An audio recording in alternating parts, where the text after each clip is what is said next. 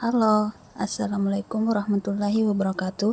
Saya atas nama Vivin Anggraini dengan NIM 0556794496 asal UPBJJ Tarakan. Video ini saya buat untuk memenuhi tugas tutorial online pendidikan Pancasila dengan tema pelajaran dari sejarah Pancasila bagi generasi muda. Pancasila sebagai pengetahuan ilmiah dan dasar-dasar pengetahuan kehidupan bermasyarakat, berbangsa dan bernegara, melihat aspek sejarahnya yang tidak lepas dari sejarah berdirinya negara Indonesia. Pancasila menjadi sistem bernegara dan dasar negara menjadi landasan dalam hidup bermasyarakat, berbangsa dan bernegara. Nur M.S. Bakri memberikan pendekatan dalam memahami sejarah Pancasila yang dirumuskan dalam 3 kategori utama, yaitu sejarah rumusan Pancasila dalam sidang BPUPK sebagai tahap pengusulan dasar filsafat negara Indonesia.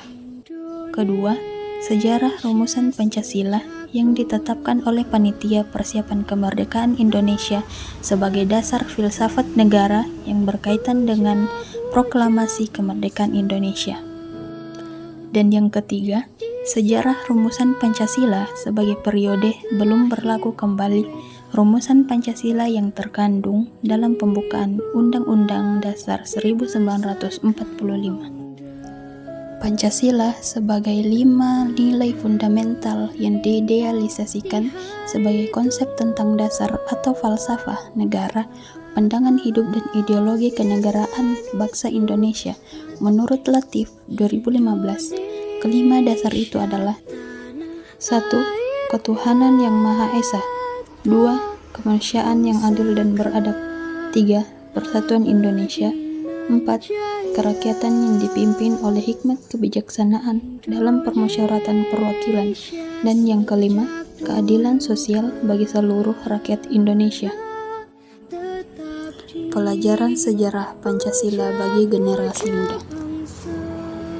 Pancasila lahir dari dialektika sejarah yang panjang dari sidang BPUPK, Piagam Jakarta, hingga pengesahan Undang-Undang Dasar 1945.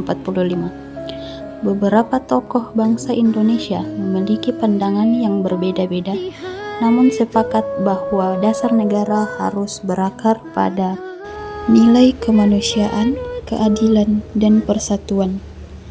Pancasila lahir bukan karena kebetulan, melainkan karena kebutuhan. Indonesia memerlukan ideologi yang mampu menjadi jembatan agama, budaya, dan kepentingan politik yang beragam. Gagasan negara mulai dirumuskan dalam sidang BPUPK pertama pada tanggal 29 Mei sampai 1 Juni 1945. Salah satu peristiwa penting dalam lahirnya Pancasila pada tanggal 1 Juni 1945, Insinyur Soekarno menyampaikan pidato yang berjudul Lahirnya Pancasila yang berisikan atas asas dasar negara, kebangsaan, internasionalisme, mufakat, kesejahteraan sosial, dan ketuhanan.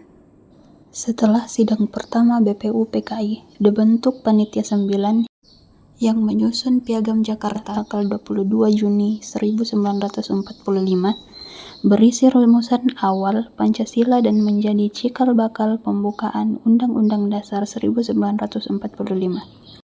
Pada Piagam Jakarta, kalimat ketuhanan dengan kewajiban menjalankan syariat Islam bagi pemeluk-pemeluknya diubah menjadi ketuhanan yang Maha Esa demi menjaga persatuan bangsa yang majemuk.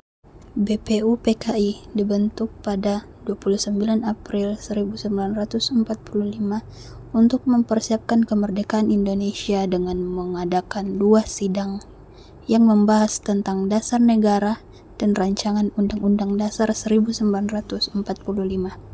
dan dibentuk PPKI mengesahkan Undang-Undang 1945, memilih presiden dan wakil presiden, serta membentuk pemerintahan pertama Republik Indonesia pada 18 Agustus 1945.